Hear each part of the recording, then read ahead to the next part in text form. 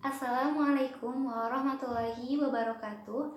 Perkenalkan, nama saya Rina Nur Latifah dari KPI 3D dengan nomor induk 11940206162.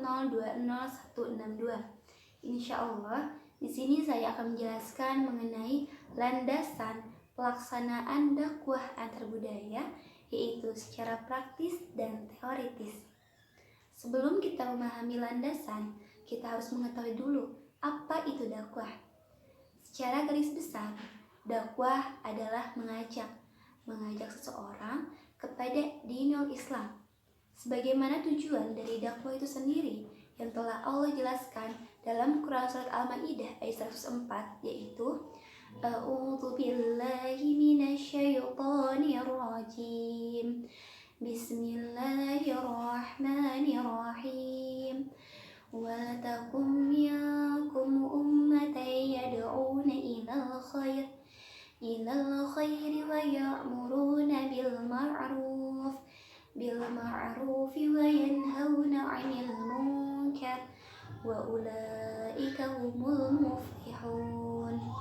Yang artinya, dan hendaklah ada di antara kamu segolongan umat yang menyeru kepada kebajikan, menyuruh kepada yang ma'ruf, dan mencegah dari yang munkar. Merekalah orang-orang yang beruntung.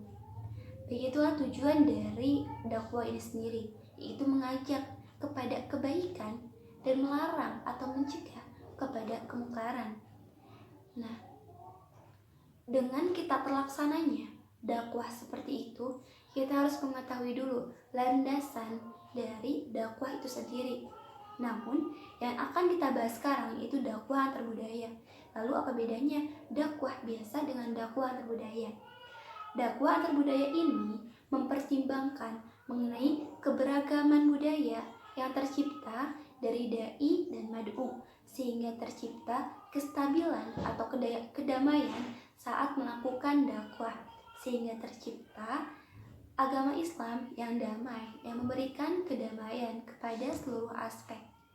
Setelah tadi kita memahami mengenai apa itu dakwah, tujuan dakwah, dan dakwah antar budaya, sekarang kita pahami mengenai landasan pelaksanaan dakwah antar budaya.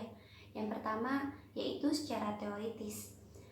Teoritis berarti berlandaskan kepada Al-Quran, As-Sunnah, dan penemuan oleh para pakar yang bersangkutan kepada kemanusiaan dan keagamaan. Untuk landasan secara teoritis ini bersinggungan pada kejadian yang rasional dan tidak rasional.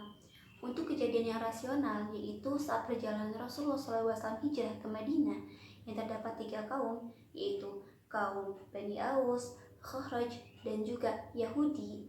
Mereka memiliki perseteruan, tapi setelah datangnya Islam kepada daerah Yahudi tersebut, maka 3 kaum itu menjadi berdamaian, walaupun masih ada satu yang tidak, yaitu Yahudi.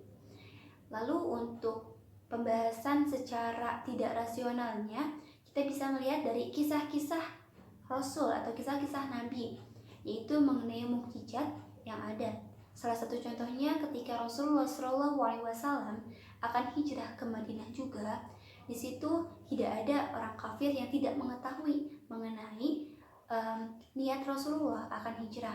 Maka di sana diutuslah seseorang bernama Datsur untuk membunuh Rasulullah SAW.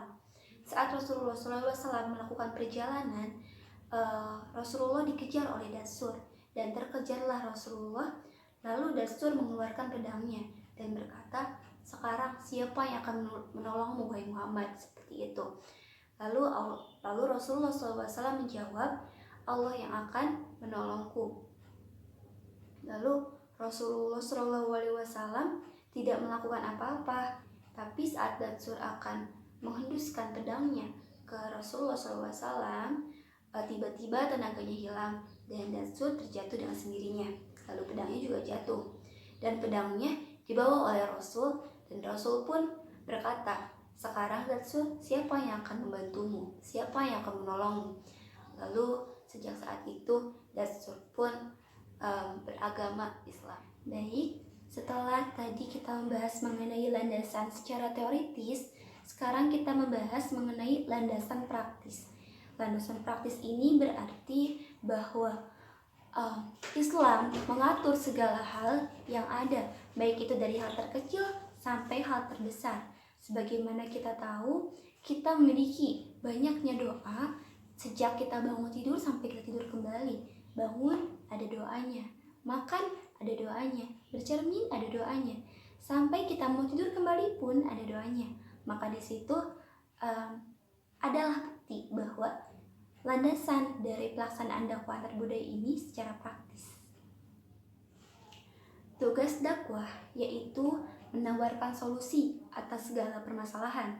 Maka dengan landasan teoritis dan praktis tersebut, kita diharapkan bisa memberikan solusi dari setiap permasalahan yang ada. Karena sesuai dengan Al-Quran dan As-Sunnah, selain itu juga sangat relevan digunakan dalam kegiatan sehari-hari. Sekian dari saya, mohon maaf bila banyak kesalahan. Akhirul kalam, wassalamualaikum warahmatullahi wabarakatuh.